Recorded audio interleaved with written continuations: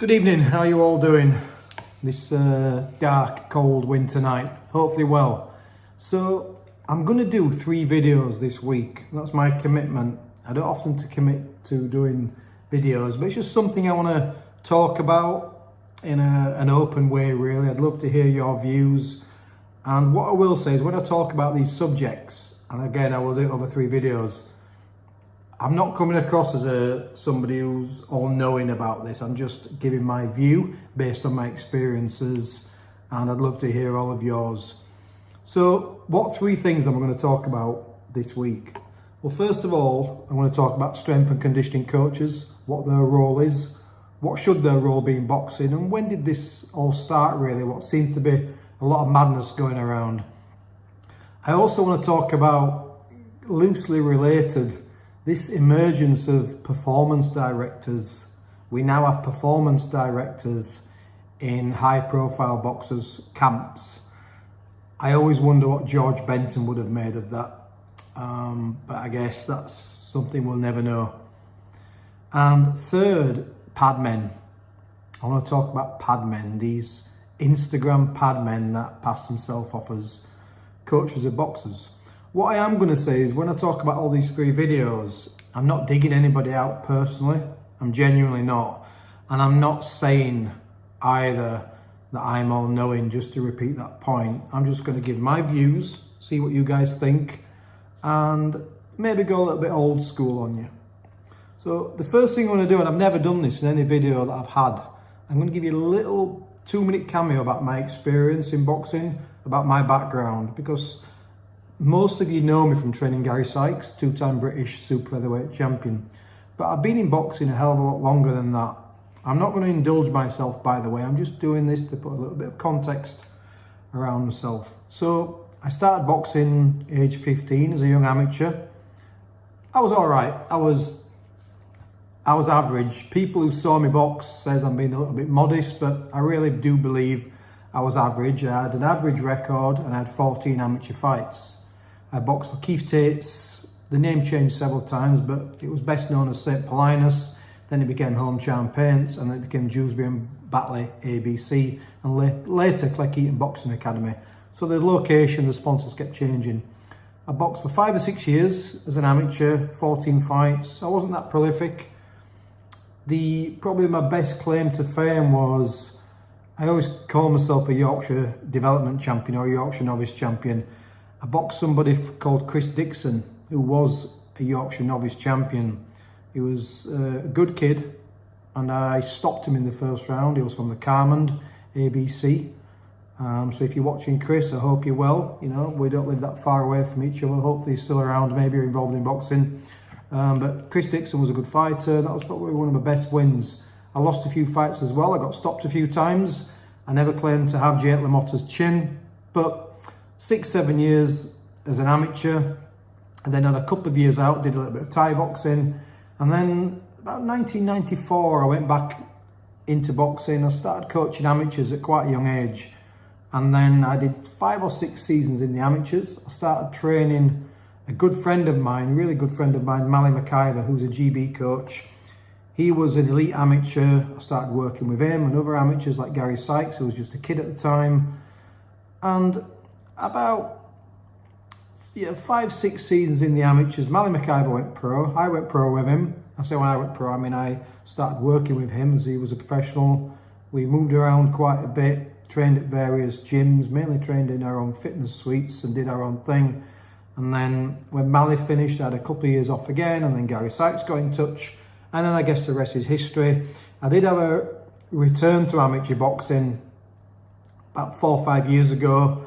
I had some good success. I worked with some development champions, 3 national champions over a short period of time at the Purge Boxing Academy. Some good memories there. Why am I telling you this? I've been around the game for a long time. I held a professional license for about 20 years. I obviously was known for working with Sykes. I worked with lots of other pros as well. Some unbeaten pros who just fell away. Josh Warrington and his father Sean O'Hagan used to train at the same gym as myself, Central Boxing Club in Batley. That's now run by Mark Hurley. So been around good fighters and been around British Commonwealth World Champions at a good level. So that's my background. That's because I've had a few people asking me what's my background in boxing. So probably a better coach, I hope, than I was an amateur boxer. But again, going professional was never an option for me. There was a discussion about me going professional, but it wasn't really something I thought I would have been successful in. I had a career in design, and so that's what happened. Okay, that's me. Sorry, I'm indulging myself, and I'm talking very quickly. It's just to give the background. So tonight, I just want to talk randomly about strength and conditioning coaches. The first time I became aware of S&C coaches was, and we all of a certain generation will remember Mackie Shilston and the job that Mackie Shilston did with Michael Spinks in 1985 when Spinks moved up from light heavyweight, 175 pounds, to fight Larry Holmes. Now, Mackie Shilston was briefed effectively with building Spinks' lean muscle and reducing his body fat, but effectively making Spinks bigger so he could compete with the heavyweight. Now, a lot of that training was around ballistic training. That was working from the ground up, because obviously the theory is power comes from the ground up. And Shilston really was a pioneer of strength conditioning. I'm not suggesting that nobody ever did this, but he was the first high-profile S&C coach in boxing. And of course, then, you know, he hung around and he did work with Holyfield. Some people are questioning the substances behind that, but let's work with what we know. And then, of course, you know, there's been this explosion really of S&C coaches in boxing. Probably the pioneer in terms of the UK was Kerry Kayes. I met Kerry Kayes on several occasions, getting advice from him when I started toying with the idea of getting an S&C coach for Gary Sykes when he became the British champion. We did no S&C before then. I would do Sykes' S&C myself, and effectively was Gary's only real coach up until that point he became British champion. We used to work at different gyms, by the way. Chris Aston had input. Chris was a really great, knowledgeable person. And I got Sykes working on S&C, and I always remember what Kerry Kayes said to me when I sought his advice. Steve Woods arranged the meeting. Steve was Gary's manager. He knew Kerry well, good friends. Kerry Kayes always said, I was secondary to the boxing. The boxing always had to be first. I did what Billy Graham asked me to do, and it was about getting the weight off Ricky and the supplementary strength work. I would do the S&C work after the boxing sessions, sometimes on the same night. And I remember he was talking about, you know, all kinds of different training that he did, and the antagonistic muscle sets and the push and pull exercises and the balance there. But Kerry was very, very straight in what he said. It's not all about the S&C. It has to be supplementary, and it has to support boxing. So he was a hugely knowledgeable man. And of course, it's great that he's still around. In the US, we saw lots of S&C coaches, of course, over the last couple of decades. But I think Alex Ariza was one of the high-profile ones. We all know about Victor Conte, we won't go there. But Alex Ariza was high-profile. And it was then that he started seeing this plethora and this huge amount of S&C coaches coming into boxing. And the problem what I found then was boxers would all have an S&C coach. It became very, very trendy. Hashtag S&C conditioning. And these guys then started talking to boxers about what they could do for them. And they started over-tipping the balance that Kerry Kayes used to talk about. Instead of it being foundational and supplementary, they started emerging. And then you see fighters now online doing all of this S&C work. And you start to say, are they doing the right thing? What's that tipping point? Is this supplementary now? Or are we doing too many S&C sessions? I'm going to go back a few years because I love doing this. And I think of the golden era, the 80s. And the reason I'm bringing this up is probably who was the best conditioned fighter of the 80s? The most proven 15-round fighter. He had fantastic stamina late on in a fight, and he was marvellous conditioned. I would argue that could be marvellous Marvin Hagler. Now, anybody who knows a little bit about Marvin Hagler's background knows that he didn't do so-called S&C. Most fighters didn't back then. Hagler trained twice a day. That was his routine. He would sometimes have Sundays off, but generally he would run every single morning. He would rest all day, eat right, eat correctly, and then he would train on an evening. And the majority of Hagler's training was boxing centric. Everything was in 3-minute routine rounds. And it was 5 rounds on the bag, 5 rounds shadow, 5 round pads, 5 round sparring. He did things in numbers of 5. But Hagler's fitness work was all around about bodyweight exercises and plyometrics. That was where Hagler's conditioning came from. And he must have been one of the most amazingly gifted, amazingly conditioned boxers we ever saw. And it gets me thinking about this. What is conditioning? For me, conditioning, obviously, we know it's all about respiratory and explosive strength, joint strength, elasticity, kinetic chain, etc., etc. But when you talk about conditioning, you are talking about conditioning yourself for the event that you are about to take part in. And I think that's where boxing's got a little bit lost right now. Who's more conditioned this day and age than Marvin Hagler? How many times do we see fighters, and I don't want to call people out for the sake of it, but I think of Billy Joe Saunders. Billy Joe Saunders had S&C coaches. Saunders always faded in 12-round fights. Saunders was a phenomenally gifted fighter. We know he had a lot of time out of the ring, but he would have a 12 to 14-week camp, do a lot of early S&C work, and he would continue that, even though it might taper off in the final few weeks. But Saunders always faded late in fights. We think of the Andy Lee fight. He had such an explosive start, and he faded. And we saw this throughout his career. Maybe Lemieux was the one where he really kept it together, but Saunders would fade. He faded against Canelo, and he wasn't put under massively undue pressure for the entire fight. And then I think of the biggest high-profile one who goes S&C nuts, Anthony Joshua. We know he carries huge muscle mass, but Anthony Joshua fades in every single fight.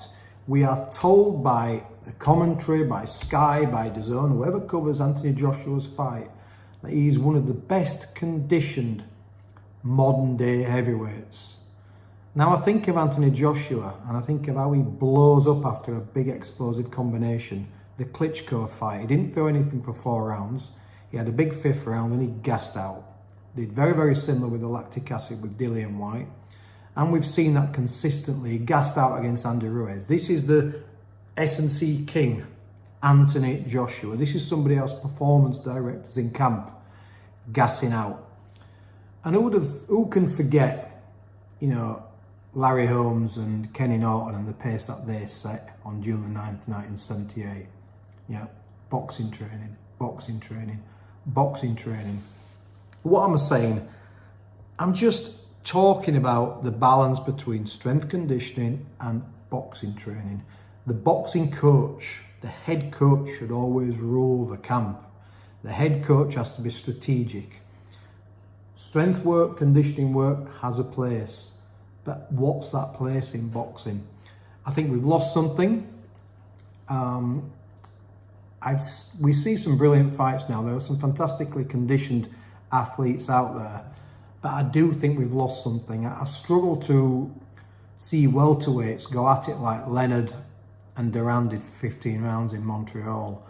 We do see those great fights, but going at it that pace, still going hard in that 15th round of that unbelievable fight. And the conditioning generally of fighters, just doesn't seem as high level to me as it used to. And this is going to bring me on to a little story. I know it's a long video, usually unscripted, and I want you to think about this story. Okay, I've told this story to a few fighters. Anybody who I've worked with know I struggle with heart monitors. I don't mean I wear heart monitors and I struggle. When I see fighters shadowboxing with the heart monitor attached to them, capturing all this data, compiling data, I understand some of the science of boxing. Trust me, I do. I never had a heart monitor in the gym. And when Sean and I used to work with Josh Warrington, or with Gary Sykes and John and other people used to work with those fighters, there was a group of us, but I was the head coach of Sykes. Sean was the head coach of Josh. There were no better conditioned 12-round fighters in this country than Gary Sykes and Josh Warrington. You never saw them fade. At the best, you never saw them fade. right? Both clean athletes, very, very clean athletes, trust me on that. They didn't do massive S&C, they never faded. And I don't know if Josh wears one now or not, maybe he does, but Sykes never had a heart monitor, he never had these patches that boxers used to put on. So I'm going to tell you a little story. When Sykes was fighting his mandatory against Carl Johansson, it was a dangerous fight. Gary had been knocked out by a Buckland prize fighter. Carl Johansson was a phenomenal fighter, and we knew that was going to be a brutal fight. I had Mark Hurley for the first time do a little bit of S&C with Sykes, working on his ballistics on his lower part of his body. But I did a lot of conditioning work with Gary on that one, but mostly boxing work, hard 12 rounders on the pads, tough sparring, loads of running, loads of sprinting. Sprinting is key. Sykes used to do 800 meters times 8 with a minute rest in between. No lie, 800 meters times 8 with a minute rest, and not drop outside 10 seconds from his first 100 to his 5th to his 8th. He wouldn't drop outside 10 seconds. That's how fit he got, okay? Anyway, there was a moment where Gary was boxing on the Friday. We'd done an 8 weeks camp, if you like. Chris and I were in the office.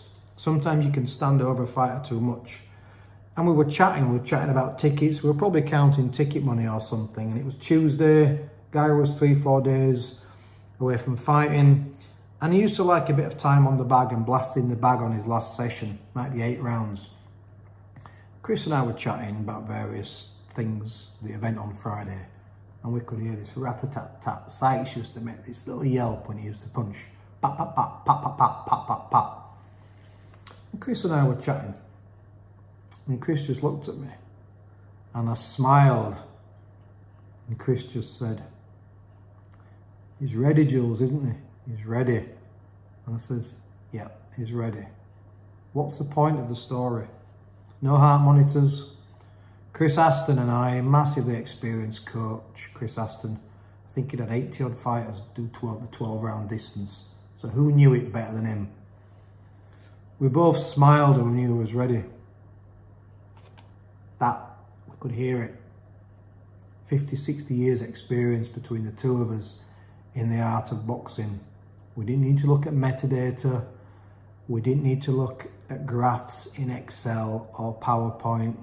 We knew just by stood chatting, that rat-a-tat-tat in the background, that Sykes was ready. It's that and it's them. Where's that gone in boxing now? Why aren't people using them and them to know when a fighter's ready? Why does everything have to be referenced in a textbook, on a spreadsheet, on a heart monitor? And I think this is part of the legacy of S&C. I understand metrics and capturing data is important so you know what you did last week compared to the week before. But ultimately, if the head coach and the manager and most of all the boxer doesn't know that they're ready, what's the point? What is the point? Where's the art of teaching? Where's the experience gone in boxing now? How are these S&C coaches just coming into the sport and saying that they know everything about boxing? Absolutely not. So S&C coaches, you have a place, but you need to know that place. You need to take half a step back. Boxers, surround yourself with experience, surround yourself with people who understand the art of boxing. And of course, for those of you who can remember, Gary Sykes endured a heavy knockdown, went on to win a unanimous decision against the formidable Carl Johansson in what should have been a fight securing his Lonsdale belt outright. He was conditioned brilliantly. He rose from a knockdown in the 8th to push Johansson back in the 9th, 10th, 11th and 12th and win the championship rounds. Conditioning. There you go, ladies and gentlemen. No heart monitors. No Excel spreadsheets, no performance directors in camp, no hangers on, just a coach and his fighter and the old experienced Chris Aston in the background, and he was ready. So there you go. I'm not knocking anybody, I'm not saying the old school is always the best, I'm just saying some basic boxing principles will never die. These people should never be allowed to take over boxing, and some of these S&C coaches are worried about what they're giving boxers, what they're doing with boxers.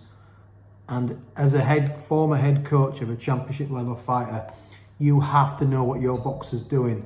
You have to brief it, you have to oversee it, you have to do your job. And I'll always use those. And when I see heavyweights go at it, like Ali and Fraser and Foreman and Holmes and Norton and those guys, when I see heavyweights go at it at that pace, when I see fighters go at it like Leonard and Duran, when I see Arguello Pryor reincarnated, when I see that in this modern game, consistently, we do see it, but I'm talking consistently, I will start to believe. I will start to believe. But until then, I'm going to take a balance and say, I'm not pure old school, I'm not total modern. There's always a nice balance. But some of these S&C coaches won't have them in the gym. So, hope you've enjoyed your video. Again, not really scripted, me just talking. The next one I'm going to do is about performance directors. Performance directors. And then I definitely want to talk about padmen. The padmen, the Instagram padmen in boxing. Aren't they just wonderful? So good night, everybody. We'll speak soon. If you're watching the football, I'm not. Enjoy it. If you're rooting for England, whoever, Wales, whoever, USA. I know I've got some fantastic American subscribers and contributors on this page. Good luck to you guys too. Everybody take care. Good evening. That's me. All done. Please like, subscribe and share, and try not to annoy all the S&C coaches by sharing too much. Good evening.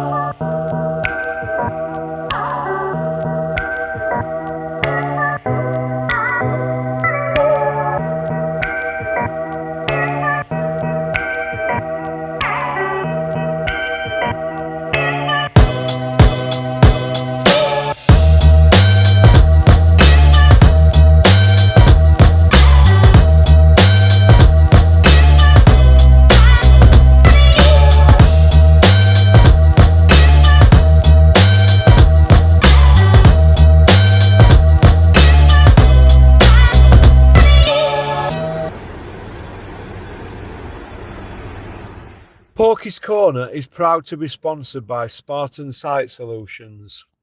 They are specialists in civil engineering and demolition contracts for the construction industry. Interested parties should visit their website or contact Porky's Corner for a referral at porkycorner@mail.com.